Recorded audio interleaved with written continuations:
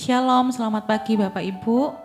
Kita ketemu lagi dalam ibadah hari ini, hari Minggu tanggal 14 Februari 2021. Kita masih menikmati kasih Tuhan, kita masih menerima anugerah Tuhan, kita boleh bersama-sama beribadah pagi hari ini. Sebelum kita beribadah, mari kita satukan hati dalam doa.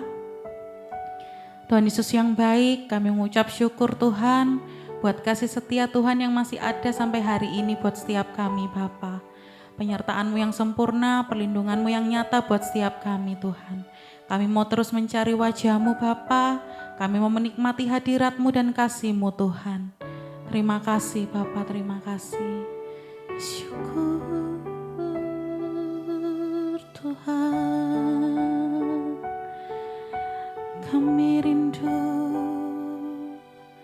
cari wajah-Mu, temukan kasih-Mu. Kau bukan Tuhan yang jauh dariku.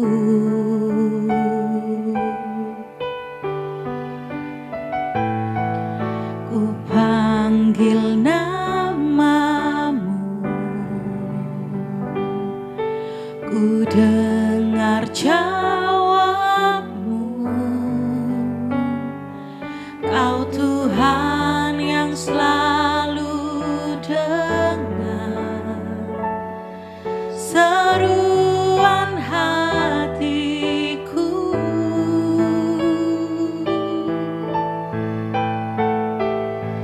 Sungguh indah Kau Tuhan, penuh kasih dan sayang. Kau tempat penghiburan bagi setiap hati yang terluka.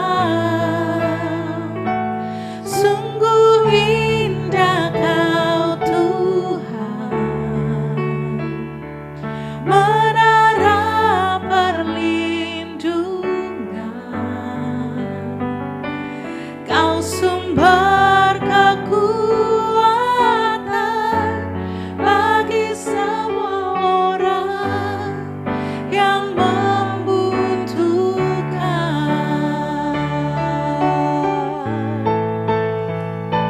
Sungguh indah Kau Tuhan, penuh kasih dan sayang. Kau tempat penghiburan bagi setiap hati yang terluka. Sungguh indah Kau Tuhan, menara perlindungan. Kau sumber kekuatan bagi semua orang yang membutuhkan. Yes Tuhan, ku cari wajah-Mu, kami mau temukan kasih-Mu Tuhan. Temukan kasih-Mu, Jesus. Kau bukan Tuhan yang jauh dariku. Amin Tuhan. Ku panggil namamu, ku dengar jawab-Mu. Kau Tuhan yang selalu dengar seruan hatiku.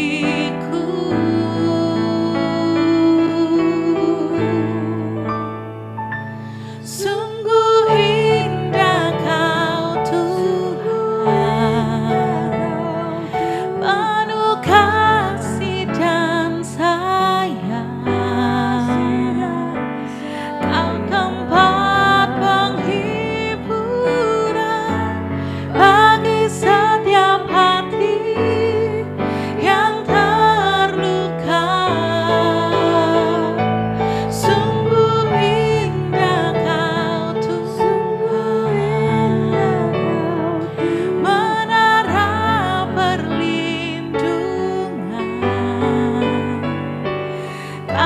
sumber kekuatan bagi semua orang yang membutuhkan. Sungguh indah Kau Tuhan, penuh kasih dan sayang. Kau tempat penghiburan bagi setiap hati yang terluka.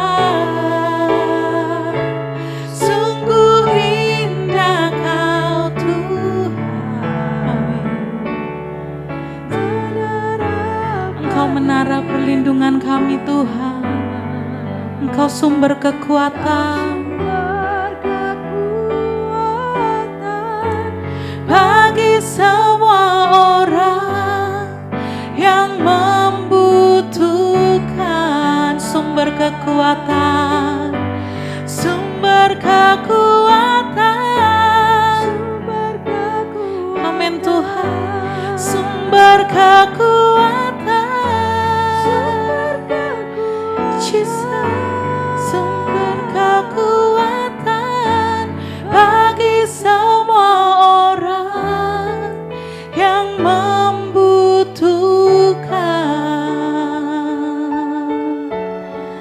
Syukur Tuhan, syukur. Engkau sumber kekuatan. Oh, terima kasih Tuhan, terima kasih Jesus.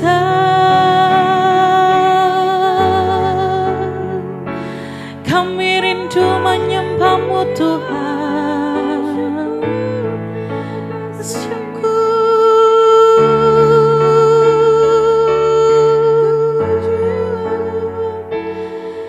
Kami sembah Engkau, Kiana Ralayana Ralayana,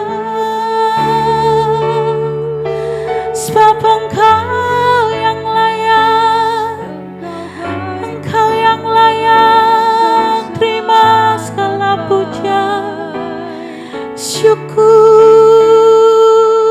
terima kasih. Kami bangga punya Allah seperti Engkau, Jesus.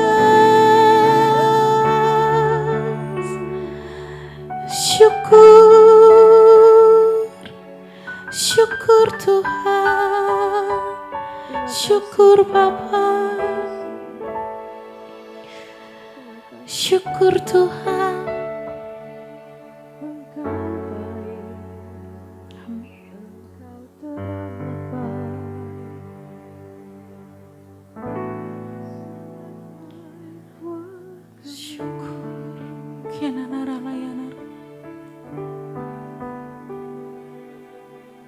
Amin Jesus.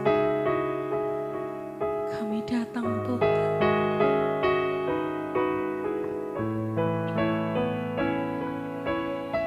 Terima kasih Tuhan, terima kasih. Ku datang Tuhan dalam hadirat-Mu, perhiaskan kekudusan. Seluruh surga sujud menyembah-Mu, ku tersungkur dan sembah. Kuduslah, kuduslah Tuhan, Allah semesta alam. Kuduslah, kuduslah Tuhan, surga bumi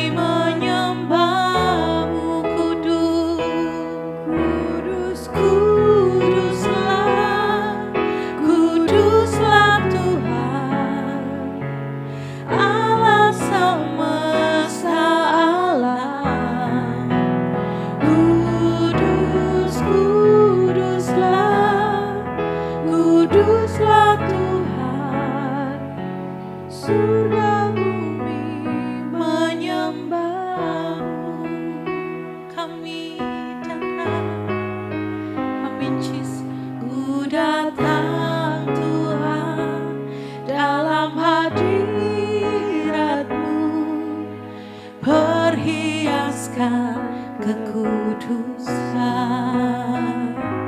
Seluruh surga sujud menyembahmu, ku tersungkur dan berseru, kudus, kuduslah, kuduslah, kuduslah Tuhan. Amin Jesus. Allah semesta alam. Yes Tuhan. Kudus, kuduslah, kuduslah Tuhan. Surga bumi menyembahmu. Kudus, kuduslah, kuduslah Tuhan. Allah semesta alam. Kudus, kuduslah, kuduslah Tuhan. Surga bumi menyembahmu. Surga bumi menyembahmu. Kudus Engkau, kuduslah Engkau Tuhan. Syukur Tuhan, ini kami Bapa, glory. Kami sembah Engkau Tuhan, kami sembah Engkau, haleluya, Jesus. Saya undang Bapak Ibu untuk boleh menyembah dalam roh dan kebenaran. Sembah Dia Bapak Ibu, ucapkan syukur. Kami sembah Engkau, Jesus.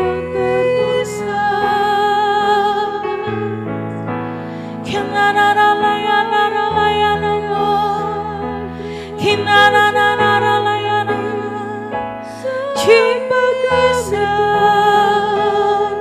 kami bersyukur punyalah seperti Engkau Tuhan. Kami bangga. Syukur Tuhan, syukur. Kudus, kuduslah, kuduslah Tuhan. Allah semesta alam. Kudus, kuduslah, kuduslah Tuhan.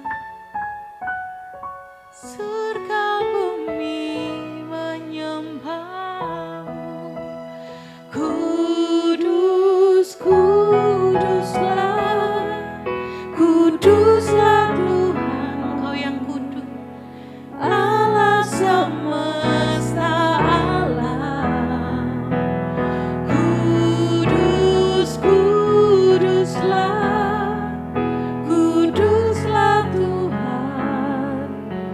Surga bumi menyembahmu. Surga bumi menyembahmu. Terima kasih Tuhan. Kami nikmati hadirat-Mu Bapa. Bahwa kami lebih lagi masuk Tuhan. Untuk kami boleh mengucap syukur buat segala kebaikan Tuhan. Terima kasih Bapak, terima kasih buat waktu. Kalau tiba saatnya kami mau duduk diam di bawah kaki-Mu Tuhan. Urapi dan kuduskan kami Bapa. Urapi dan kuduskan hamba-Mu yang menyampaikan firman-Mu. Supaya setiap firman yang disampaikan itu boleh menjadi kekuatan buat setiap kami Tuhan. Terima kasih Bapak, terima kasih. Hanya di dalam nama Tuhan Yesus kami siap menerima kebenaran firman-Mu. Haleluya, amin. Firman Tuhan pada pagi hari ini akan disampaikan oleh Pendeta Anton Darmawan. Baik, Shalom Bapak Ibu semuanya, selamat hari Minggu. Dan saat ini sebelum kita mendengarkan firman, saya mengajak untuk kita berdoa terlebih dahulu. Kita persiapkan hati kita agar bukan hanya telinga jasmani dan mata jasmani yang terbuka, tapi telinga rohani dan mata rohani kita bisa terbuka. Kami mengucap syukur buat hari ini. Kasih karuniamu itu melimpah atas kehidupan kami. Rahmatmu itu selalu baru dalam kehidupan kami. Karena itu tidak ada alasan untuk kami ini tidak bisa mengucap syukur buat kebaikanmu. Kami berdoa biarlah hari ini jika kami akan mendengarkan kebenaran firman-Mu, kami berdoa Tuhan memberikan kepada kami kecerdasan rohani sehingga kami dapat memahami setiap firman yang akan kami dengar. Dan kami berdoa Roh Kudus, kami memberkati setiap peralatan, gadget, alat elektronik, media yang akan kami pakai, sinyal internet yang akan kami pakai. Kami berdoa agar semuanya itu bisa lancar, sehingga kami tidak ada mengalami gangguan sedikit pun, sehingga betul-betul biar ibadah yang kami lakukan secara online hari ini, itu betul-betul juga mendatangkan benefit, membangun kehidupan rohani kami. Kami ucap syukur, kami percaya Tuhan yang sama, itu bisa hadir di rumah kami masing-masing. Kami ucap syukur, hanya di dalam nama Tuhan Yesus Kristus, dan kita sama-sama berkata, amin, amin. Baik, sekali lagi, Shalom Bapak Ibu semuanya. Nah, kita tahu bahwa hari-hari ini adalah masa pandemi Bapak Ibu. Ya, kita tidak menutup mata bahwa salah satu sektor yang digoncangkan di muka bumi ini, seluruh orang mengalami goncangan, itu adalah goncangan perekonomian. Karena itu kenapa hari ini saya secara khusus saya tertarik untuk menyampaikan sebuah topik yang saya beri judul tipu daya uang. Ya, saya beri judul tipu daya uang. Nah, saya akan mulai dengan sebuah fakta. Suatu ketika saya merenungkan dalam kehidupan ini bahwa salah satu isu utama kehidupan itu adalah uang. Ya, kira-kira Bapak Ibu setujukah dengan apa yang saya katakan? Saya merenungkan dalam kehidupan ini, salah satu isu utama kehidupan itu adalah uang. Kenapa? Coba kita cek dalam kehidupan kita. Prosentase terbanyak pembicaraan kehidupan kita itu selalu punya keterkaitan dengan uang. Ya, coba Bapak Ibu evaluasi. Prosentase pembicaraan terbanyak dalam kehidupan ini, itu selalu berkaitan dengan uang. Apalagi Bapak Ibu yang bekerja. Ya. Kita bangun pagi, ya, ketemu istri, ya. Pak minta tambah uang belanja, gitu ya. Sudah berhubungan dengan uang. Ya, kita ke kantor, kita terhubung dengan uang, ya. Kita pulang, ya, kita mendengarkan perkataan anak, Pak, besok uang sekolah harus dibayar dan sebagainya. Tidak menutup mata. Karena itu kenapa saya merenungkan prosentase pembicaraan terbanyak dalam kehidupan ini, itu berkaitan tentang uang. Bukan hanya masalah segmen orang bekerja. Contoh, anak SD saja loh. Ini anak SD. Anak saya itu masih SD. Loh, anak SD loh. Ya, saat ini, itu kalau ketemu temannya, itu pertanyaan seperti ini. Gadgetmu merek apa? Duh, ini anak SD, Bapak Ibu. Ya, SMP. Ya. Saya punya teman saya ini punya anak. Ya. Dia bersekolah di SMP yang cukup ternama lah ya. Setiap kali selesai liburan, ya, sesama anak itu ketemu, mereka bertanya, kamu kemarin liburan kemana? Salah satu anak dari teman saya itu sampai depresi, ya. Dia sampai stres, dia tertekan. Kenapa? Karena setiap kali selesai liburan, teman-teman tanya, kamu pergi kemana kemarin? Oh, cuma di Surabaya saja. Saya keluar negeri. Wah, itu beban berat loh buat anak SMP. SMA, ya, sudah berpikir, kuliah jurusan apa yang menghasilkan banyak uang? Kuliah, berpikir pekerjaan apa yang menghasilkan banyak uang? Lulus kuliah, berpikir lagi tentang uang. Untuk apa? Untuk pernikahan, ya. Setelah menikah, mikir lagi tentang uang. Untuk apa? Untuk anak. Ya. Agar anak bisa sekolah. Anak sudah selesai sekolah, mikir lagi tentang uang. Kenapa? Persiapan anak menikah. Ya. Anak sudah menikah semuanya. Orang tua masih berpikir tentang uang. Kenapa? Untuk biaya kehidupan dirinya. Kalau orang tua sudah punya rumah tangga semuanya. Tidak menutup mata. Karena itu kenapa saya merenungkan prosentase terbesar dalam kehidupan ini. Itu selalu berkaitan tentang uang. Karena itu kenapa Bapak Ibu, ya, jika kita tidak memiliki prinsip yang benar tentang uang, maka sebagian besar prosentase kehidupan kita itu pasti menyimpang dari jalan Tuhan. Saya mengatakan, saya menganalogikan, uang itu seperti sebuah mic. Kalau suara saya bagus, saya pakai mic, maka mic ini akan semakin menunjukkan kualitas suara saya dan orang makin terberkati oleh suara saya. Tapi kalau suara saya buruk, jangan sekali-sekali nyanyi menggunakan mic. Kalau nyanyi menggunakan mic, ya lakukan itu di rumah lah gitu kan. Ya, atau karaoke pribadi gitu kan ya. Tetapi mic itu untuk semakin menunjukkan tentang kualitas suara saya. Kalau suaranya buruk semakin terlihat buruk, suara saya bagus semakin terlihat bagus. Nah, uang itu untuk menunjukkan kualitas karakter seseorang. Uang itu sebuah alat untuk menunjukkan siapa sebenarnya diri kita. Kalau karakter kita baik, ditambah uang, dampaknya itu mengerikan. Kenapa? Karena tidak menutup mata, pekerjaan misi itu butuh uang. Perbuatan baik butuh uang. Ya saya setuju. Ada perbuatan-perbuatan baik yang bisa kita lakukan tanpa uang. Saya setuju, kita menolong orang itu butuh tenaga, itu butuh hati, saya setuju. Tapi tidak menutup mata. Dengan adanya keuangan, itu akan membuat perbuatan baik kita, itu lebih memberikan dampak yang besar. Ya. Karena itu kenapa kalau orang punya karakter baik, ditambah uang, ngeri dampaknya Bapak Ibu. Tapi kalau orang itu sudah karakternya buruk, ditambah uang, itu sangat berbahaya sekali. Orang tidak punya apa-apa, berbuat jahat. Ya, yang bisa dia lakukan mungkin mencuri, merampok langsung. Langsung. Ya. Tapi kalau orang punya uang mau berbuat jahat, ngeri. Dia bisa menggunakan tangan orang. Ya. Dia bisa melakukan apapun, tidak terlihat, tetapi nyata mencelakai orang. Ya. Saudara bisa melihat, karena kita di kota Surabaya, wali kota kita dahulu, Bu Risma. Memang karakternya baik. Saat ini dia jadi menteri sosial, dana operasional lebih mengerikan. Dampaknya lebih ngeri daripada wali kota Surabaya mungkin. Ya. Bapak Ibu bisa ngelihat kisah-kisahnya itu. Karena itu kenapa percayalah Tuhan itu rindu memberkati kita. Kenapa? Karena kalau orang baik ditambah kelimpahan, dampaknya itu lebih mengerikan. Tetapi terlebih daripada semuanya itu, kita harus betul-betul cek dulu. Karena itu percayalah sekali lagi seperti ini. Selama hidup kita benar, hidup kita ini benar, tidak mungkin berkekurangan. Karena Tuhan itu sangat kaya dan dia tahu untuk menyelesaikan rencananya, tidak menutup mata itu butuh yang namanya keuangan. Karena itu kenapa sebetulnya Tuhan itu lagi mencari di seluruh muka bumi ini. Siapa orang-orang yang tepat untuk digerojok dengan yang namanya kelimpahan.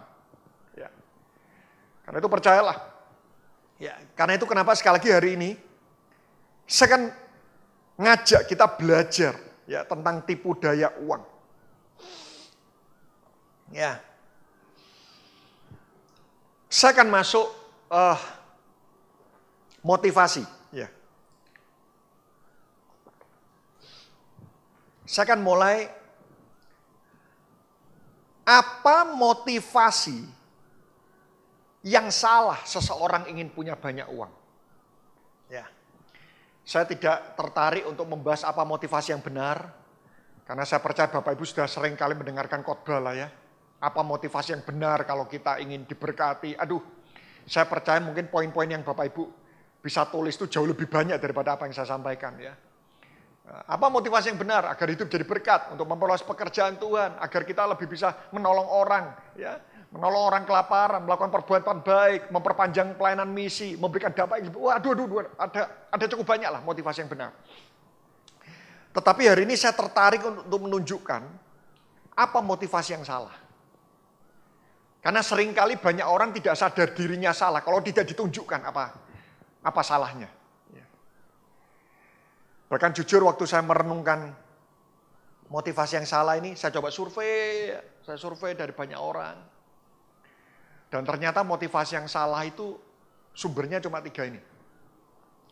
Dan jujur waktu saya merenungkan hal ini, ternyata masih ada sekian persen di dalam hati saya ini yang masih memiliki motivasi yang salah.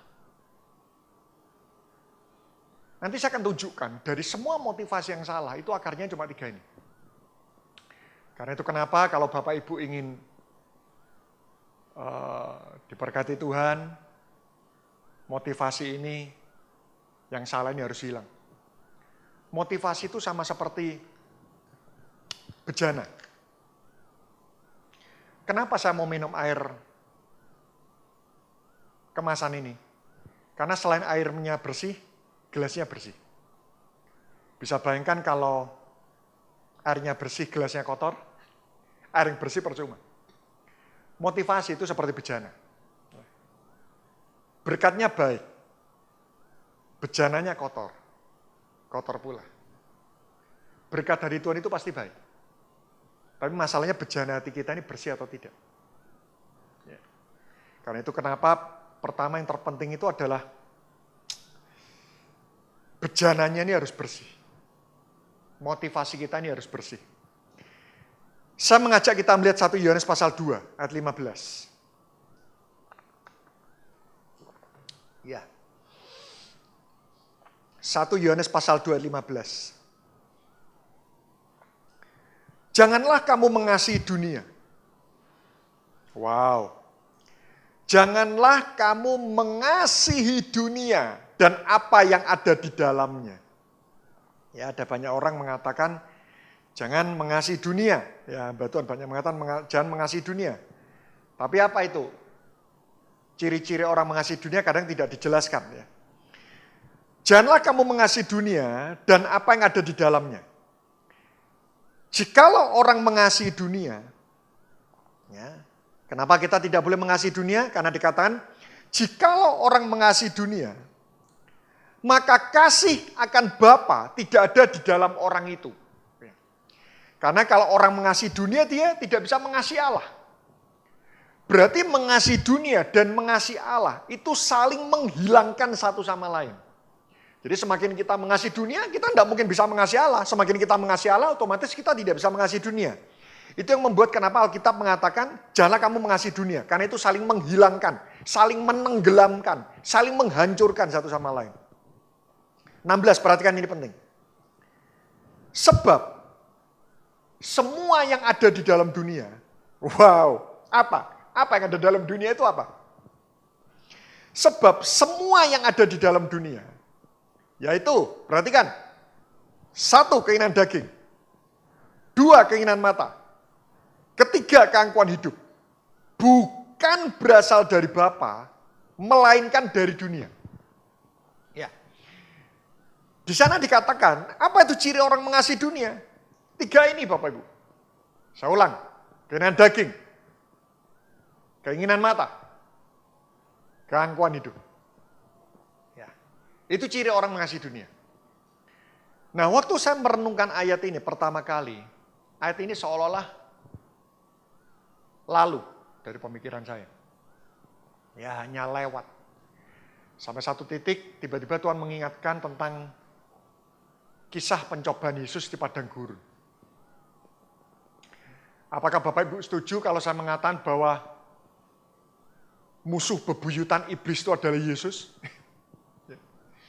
Bukan cuma musuh bebuyutan, tapi lawan terberat iblis itu adalah Yesus. Ya. Namanya menghadapi musuh terberat. Berarti jurus-jurus yang diberikan itu jurus-jurus andalan. Berarti kita sepakat dong bahwa pencobaan Yesus di padang gurun yang dilakukan oleh iblis itu adalah jurus andalan iblis semuanya. Kalau itu jurus andalan iblis, maka itu jurusnya untuk menghancurkan manusia, jurus paling hebat. Dan ternyata 3 jurus andalan iblis dalam perikop pencobaan Yesus di padang gurun, itu sama dengan 1 Yohanes 2:16 yang Bapak Ibu tadi baca. Kita lihat pencobaan pertama. mengubah batu jadi roti. Ya, itu kan keinginan daging.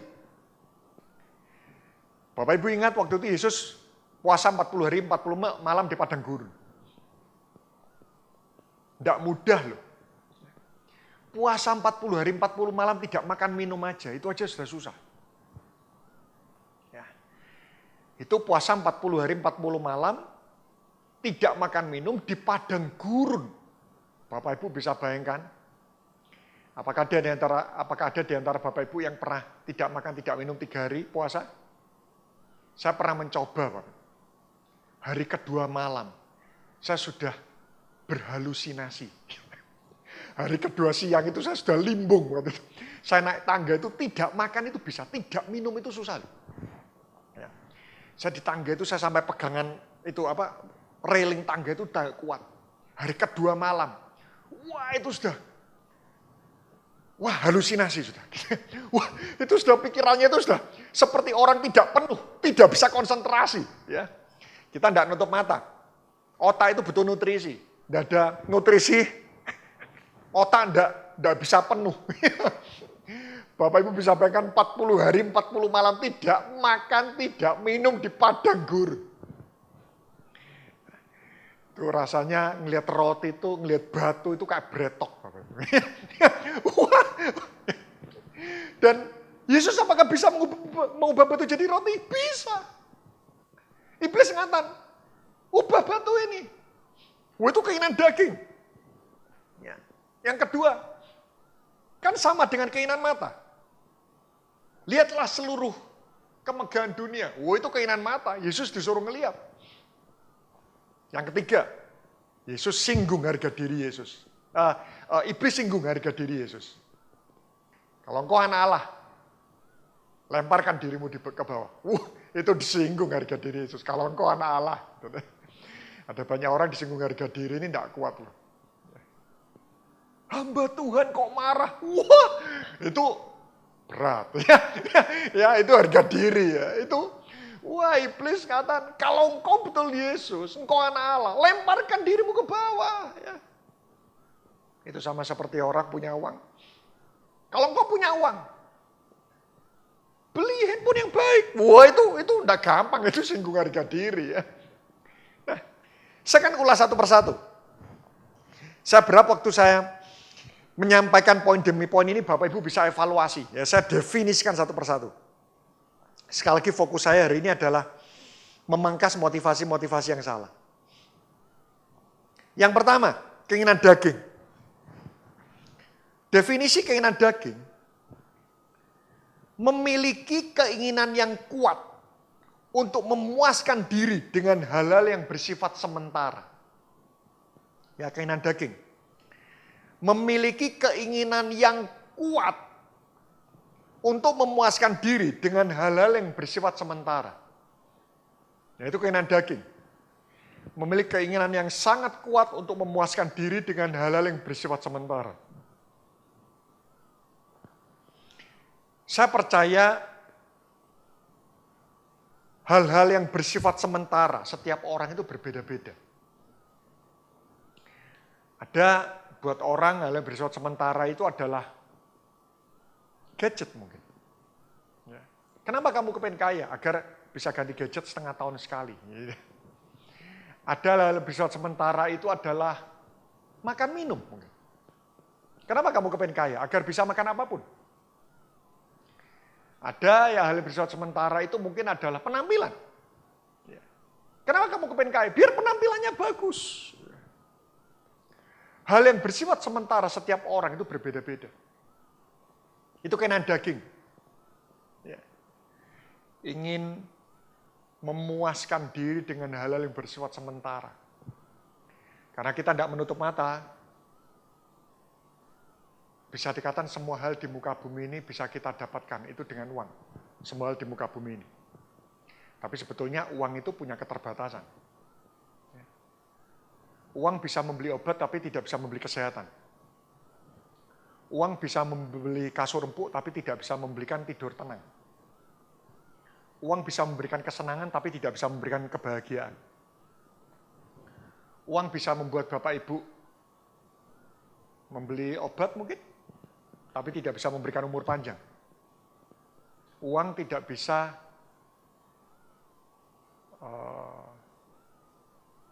membeli orang-orang yang berintegritas. Ternyata uang ini juga ada batasannya. Gitu. Tetapi terlepas dari semuanya itu, rata-rata hampir semua di muka bumi ini bisa diperoleh dengan uang. Karena itu kenapa banyak orang kepengen kaya. Itu karena daging. Yang kedua, keinginan mata. Wah, ini ibu-ibu, bukan ibu-ibu aja lah ya. Sekarang bapak-bapak pun ya.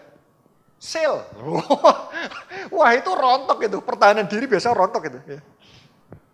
Apa itu keinginan mata? Ingin memperoleh segala sesuatu yang menarik hati kita. Ya. Ingin memperoleh segala sesuatu yang menarik hati kita. Ya. Ya. Semakin banyak melihat, semakin banyak ketertarikan. Apapun yang dilihat, ingin diperoleh. Ya. Yang ketiga, keangkuhan hidup. Harga diri. Kenapa ada orang ingin kaya? Harga diri. Ya. Kenapa orang ingin kaya? Harga diri. Ya, kepengen menunjukkan harga dirinya dia. Karena tidak menutup mata, harga diri seseorang itu mudah sekali melejit karena sebuah finansial. Ya. Kita tidak punya posisi apa-apa, keuangan kita melimpah, itu harga diri cukup melejit. Paling mudah. Paling mudah, contoh paling mudah. Kira-kira Bapak Ibu memiliki sikap berbeda enggak dengan ketemu orang yang sangat kaya dengan orang yang sangat miskin? Beda dong. Rata-rata beda dong. Jangan kan Bapak Ibu dah. Pendeta aja beda kok memperlakukannya. Orang kaya, orang miskin. Jangankan saudara ya. Pendeta aja bisa terperosok kok. Aneh ya? Aneh ya? Ya. Kita ini kalau kaya, cari teman itu mudah. Loh, heran ya? Heran.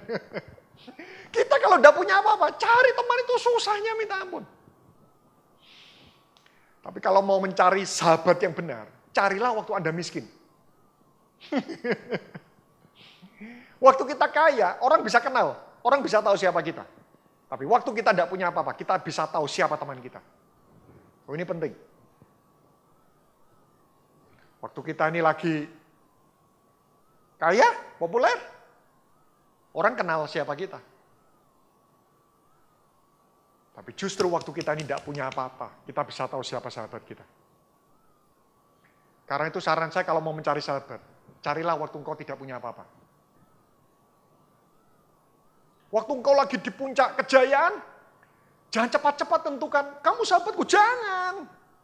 Semua orang kepengen nempel. Kalau ingin cari siapa sahabat sebenarnya, carilah waktu pada saat engkau terpuruk dalam masalah. Karena itu kenapa masalah itu cara Tuhan menunjukkan siapa sahabat kita sebenarnya. Ya. Ya. Kenan daging, kenan mata, keangkuhan hidup. Nah, saya akan masuk secara cepat aja. Ya. Ada satu tipu daya iblis yang dihembuskan melalui dunia ini dan saat ini banyak diyakini orang Kristen. Ya, satu saja deh. Karena terbatasnya waktu. Satu saja, tapi satu ini saya kupas. Ada satu tipu daya iblis. Itu yang banyak diyakini orang Kristen. Kenapa saya mengatakan tipu daya? Ciri orang tertipu, tidak sadar dirinya ditipu. Ya. Kenapa ini saya katakan tipu daya? Karena banyak orang Kristen itu yang malah meyakini prinsip ini, padahal prinsip ini salah. Bapak Ibu hati-hati, iblis itu kalau menyimpangkan hidup kita, itu dia menyimpangkan itu tidak langsung radikal 100 atau 90 derajat atau 180 derajat, tidak. Iblis itu kalau menyimpangkan hidup kita, dia akan menyimpangkan itu mungkin 1 derajat. 1 derajat itu tidak terlihat di titik awal, tapi sangat berbeda di titik akhir. Ya. Coba ya kita lihat ya. Yang pertama, ya memang cuma satu kok yang pertama. Satu aja deh ya. Makin punya banyak uang, hidupmu makin terjamin. Itu prinsip yang dihembuskan oleh iblis. Ya. Makin punya banyak uang, hidupmu makin terjamin. Ayo jujur. Bapak Ibu setuju enggak? Bukan setuju lah ya. Bapak Ibu orang Kristen pasti otomatis lah, saya yakin ini ya, hampir 100% Bapak Ibu mengatakan, saya enggak setuju Pak. Oke. Tapi, Anda pernah khawatir? Pernah pasti ya.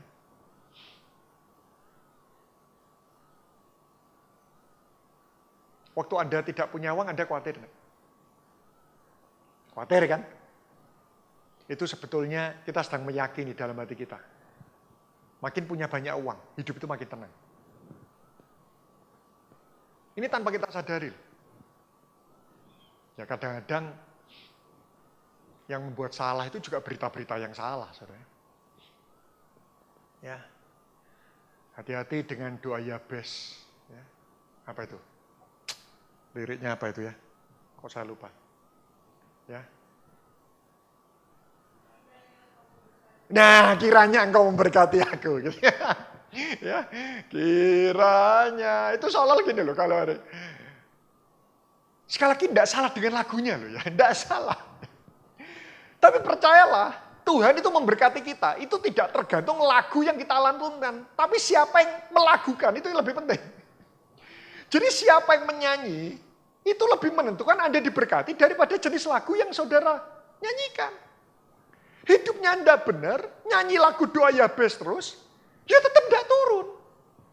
Tapi kalau hidup kita benar, kita tidak pernah kenal lagu doa Yabes, ya tetap diberkati. Makin punya banyak uang, hidup makin terjamin. Ya. Wah, kalau ada orang meyakini prinsip ini ya, makin punya banyak uang, hidup makin terjamin. Wow. Iblis itu cuma tinggal menunggangi saja prinsip ini. Hidup kita pasti akan menyimpang. Sudah, iblis itu cuma tinggal nunggangi saja. Karena itu kenapa di masa pandemi ini, semua sektor keuangan tergoncang. Justru di masa pandemi ini untuk memurnikan pondasi hidup kita ini apa? Ya. Bahkan, kalau kita boleh jujur, masa pandemi ini memurnikan gereja Tuhan juga loh. Ya. Gereja yang berfokus pada uang. Hari ini tidak akan bertahan. Ya, saudara nanti lihat sendirilah ya, baca sendiri karena terbatasnya waktu. Matius 7 ayat 24-27. Tentang dua orang Kristen, ya. Satu orang bijaksana, satu orang bodoh. Siapa itu orang bijaksana? Orang yang menaruh hidupnya di atas batu karang. Batu karang itu bicara tentang masalah firman Tuhan.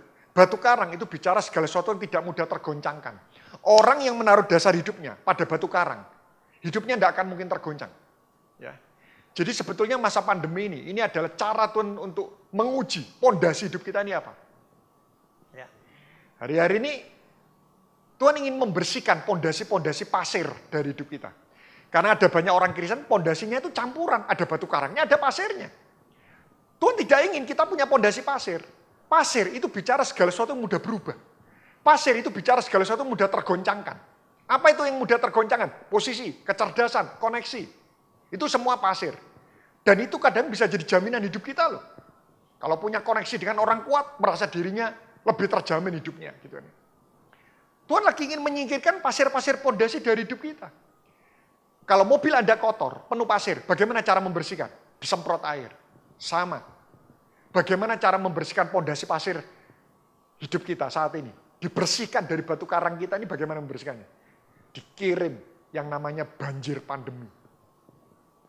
Gereja dimurnikan. Gereja yang berfokus pada aksesoris tidak akan pernah bisa bertahan. Hari-hari ini gereja yang mengandalkan kemegahan gedungnya untuk ibadah, bisa dilakukan? Tidak bisa. Lighting, tidak ada yang salah dengan lighting. Tapi kalau kita datang beribadah, mengandalkan, ya kita mengundang jemaat, mengandalkan kehebatan semuanya itu, gampang. Hari-hari ini Kita bisa ngelihat mana esensi, mana aksesoris. Segala sesuatu yang tidak bisa dikerjakan di masa pandemi itu adalah aksesoris. Yang dilakukan gereja maksud saya.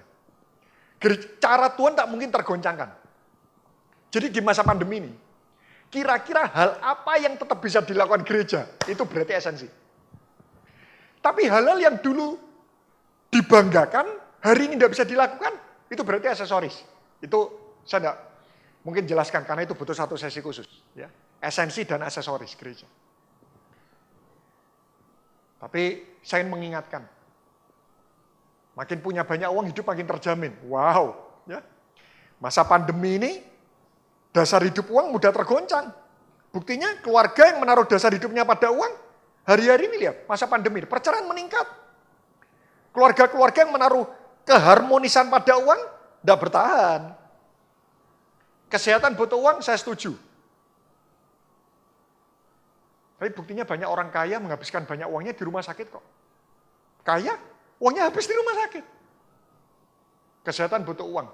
Tapi saya percaya kesehatan itu lebih butuh Tuhan. Ya.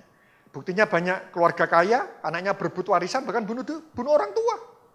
Banyak gereja kaya berujung pada kehancuran. Saya mengatakan, uang bisa menolong hidup kita, tapi tidak bisa menjamin kehidupan kita. Hidup butuh uang? Yes. Jadi jika saya umpamakan seperti ini deh, ini sebagai kata terakhir saya. Agar cerdas kita butuh nutrisi. Tapi nutrisi tidak bisa menjamin kita jadi orang cerdas. Agar bisa hidup kita butuh uang. Tapi uang tidak bisa menjamin kehidupan kita. Saya berdoa, hari ini kita belajar satu prinsip tentang tipu daya. Makin punya banyak uang, hidup makin terjamin. Wow, itu prinsip iblis yang dihembuskan. Mari kita menaruh pondasi hidup kita itu pada batu karang rohani, dan itu adalah Kristus. Mari kita berdoa.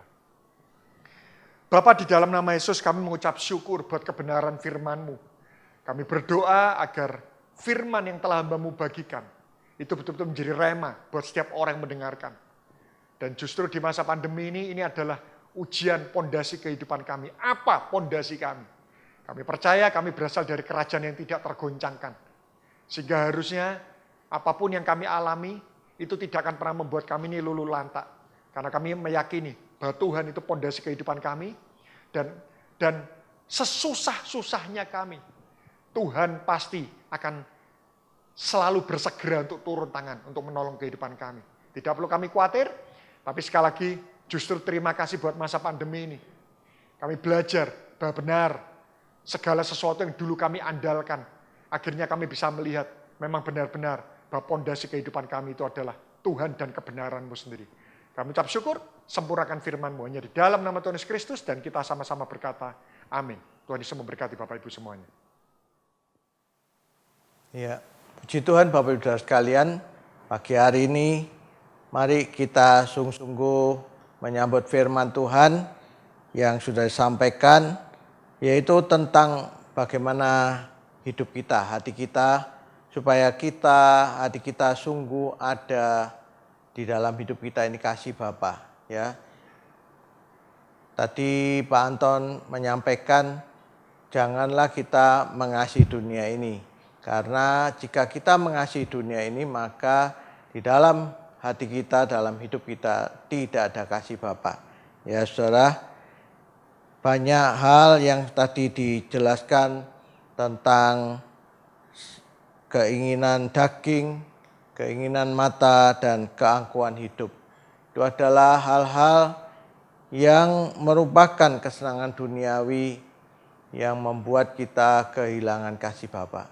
Coba pada pagi hari ini kita masing-masing memeriksa hati kita, apakah di dalam hati kita, dalam hidup kita ada kasih Bapa. Apakah kerohanian kita sungguh-sungguh bertumbuh ya dengan adanya kasih Bapa dalam hidup kita. Saya percaya kalau kasih Bapa itu ada dalam hidup kita, maka saya percaya Tuhan pasti menolong kita, Tuhan pasti memberkati hidup kita. Di masa yang sulit ini Dia pasti membuka jalan buat kita semuanya. Ya, mari kita siapkan hati kita, mari kita berdoa kepada Tuhan. Bila ada kesalahan dalam hidup kita, Ayo kita sungguh-sungguh bertobat pagi hari ini. Minta ampun kepada Tuhan supaya kita meninggalkan apa yang ada dalam dunia ini dan kita mengejar kasih Bapa dalam hidup kita. Ya, mari kita berdoa. Bapa di surga, kami sungguh bersyukur kepadamu. Engkau Bapa yang baik, Engkau Allah yang setia. Bapa, kami rindu supaya setiap jemaat-Mu, setiap orang yang mengikuti ibadah pada pagi hari ini Tuhan, supaya sungguh-sungguh Engkau jamah hatinya. Tuhan, Engkau memberi pengampunan kepada kami. Kalau hidup kami, hati kami hanya condong kepada dunia ini Tuhan. Sehingga dalam hidup kami tidak ada kasih Bapa, tidak ada kasih-Mu dalam hidup kami. Sehingga maka kami menjadi orang yang terhilang Tuhan, menjadi orang yang tersesat. Kami pada pagi hari ini kami sungguh-sungguh bertobat, kami kembali kepada-Mu. Biarlah pagi hari ini kami hanya mengejar kasih-Mu ya Tuhan. Supaya kasih Allah, kasih Bapa itu ada dalam hidup kami, mengubahkan hidup kami. Dan kami percaya Tuhan memberkati hidup kami dalam masa pandemi ini, masa sulit ini Tuhan. Engkau menolong dan memberkati setiap anak-anak-Mu. Sungguh kami bersyukur kepada-Mu. Bapa di surga, kami berdoa saat ini untuk hamba-Mu Pak Anton Darmawan Tuhan. Pakai hamba-Mu senantiasa di dalam pelayanan. Tuhan, pakai di dalam pelayanan hamba-Mu. Tuhan, terus mengurapi hamba-Mu. Supaya Tuhan, hidup hamba-Mu boleh menjadi berkat, boleh menguatkan, membangun iman daripada jemaat Tuhan di mana hamba-Mu melayani. Dan juga Tuhan, pakai hamba-Mu memberitakan Injil supaya juga ada banyak orang diselamatkan melalui hidup hamba-Mu. Berkati keluarga hamba-Mu, berkati apapun yang dikerjakan hamba-Mu. Tuhan, memberkati hidup hamba-Mu. Terpujilah nama-Mu Tuhan, kami sungguh bersyukur kepada-Mu. Bapa di surga, pada pagi hari ini kami berdoa buat saudara kami yang sakit. Kami berdoa buat Ibu Winarse Tuhan, buat Pak Ariston juga Tuhan. Tolong Tuhan, juga buat Bu Yanti Tuhan tolong. Tuhan, Engkau jamah nyatakan kuasa-Mu, nyatakan mujizat-Mu Tuhan. Engkau nyatakan kuasa-Mu oleh bilur-bilur Tuhan Yesus Kristus, di dalam nama Tuhan Yesus Kristus. Tuhan, sembuhkan Bu Winarse, Tuhan sembuhkan Pak Aris, dan Tuhan sembuhkan Bu Yanti dalam nama Tuhan Yesus Kristus. Kami percaya Engkau juga berada di mana mereka berada Tuhan. Engkau menyatakan kuasa-Mu, Engkau menjamah Tuhan. Kami percaya oleh kuasa darah anak domba Allah menyembuhkan mereka di dalam nama Tuhan Yesus. Kami sungguh bersyukur kepada-Mu. Engkau tolong saudara kami, anak-anak Tuhan, hamba-hamba Tuhan yang sakit juga dimanapun mereka berada, di rumah maupun di rumah sakit. Tuhan, Engkau nyatakan kuasa-Mu, Engkau jamah, Engkau sembuhkan mereka. Mujizat Tuhan dinyatakan dalam hidup orang percaya. Bapa, kami sungguh bersyukur kepada-Mu Tuhan. Terpujilah nama-Mu. Engkau berkati anak-anak-Mu Tuhan. Pekerjaan mereka, apapun yang mereka kerjakan saat ini Tuhan, dalam masa pandemi ini Tuhan, Engkau memberkati. Engkau buka jalan apa yang tidak pernah kami pikirkan, apa yang tidak pernah kami lihat, justru itu yang Engkau sediakan bagi anak-anak-Mu Tuhan. Tuhan, terima kasih Engkau menaikkan berkat-Mu dalam hidup anak-anak-Mu. Terpujilah nama-Mu. Berkati anak cucu daripada sidang jemaat Blessing dan anak-anak Tuhan dimanapun mereka berada, berkati Tuhan. Tuhan memberikan hikmat akal budi, memberikan kepintaran menjadi anak yang terpandai di sekolahnya Tuhan. Engkau menjadikan anak cucu kami perkasa di muka bumi ini Tuhan. Engkau juga memberkati anak cucu kami yang sudah bekerja. Tuhan berkati, Tuhan memberkati pekerjaan mereka. Tuhan buka jalan, Tuhan memberkati, terus membawa mereka naik. Yang belum mendapatkan pekerjaan, Tuhan buka jalan Tuhan. Engkau sediakan pekerjaan untuk anak-anak-Mu Tuhan. Tolong Tuhan, nyatakan kuasa-Mu supaya Tuhan memberkati hidup mereka juga Tuhan. Kami sungguh bersyukur kepadamu Tuhan. Terpujilah nama-Mu, Engkau Bapa yang baik, Engkau Allah yang setia, terpujilah Tuhan Yesus Kristus. Bapa, terima kasih. Kami percaya Tuhan, Engkau memberkati setiap anak-anak-Mu Tuhan. Terpujilah nama-Mu. Mari saudara dengan iman angkat kedua tangan saudara ke atas untuk menerima berkat Tuhan. Sekarang saudara-saudaraku yang kekasih, terimalah berkat anugerah dari Allah Bapa, cinta kasih di dalam Tuhan Yesus dan penyertaan Roh Kudus senantiasa menyertai engkau, tinggal dalam hidupmu, memimpin engkau, memberkati engkau pada waktu engkau masuk dan memberkati engkau pada waktu engkau keluar. Apa saja yang dikerjakan tanganmu, Tuhan yang membuatnya berhasil. Terimalah berkat anugerah ini hanya di dalam nama Tuhan Yesus Kristus. Saudara yang percaya sudah menerima berkat Tuhan, mari katakan amin. Puji Tuhan. Bapak saudara bisa membawa persembahan saudara, bisa ditransfer ke rekening gereja. Dan saudara tetap semangat, tetap ikuti ibadah online ini ya pada tanggal 21 Februari yang akan datang. Siap sedia untuk senantiasa dilawat oleh Tuhan. Tuhan Yesus memberkati.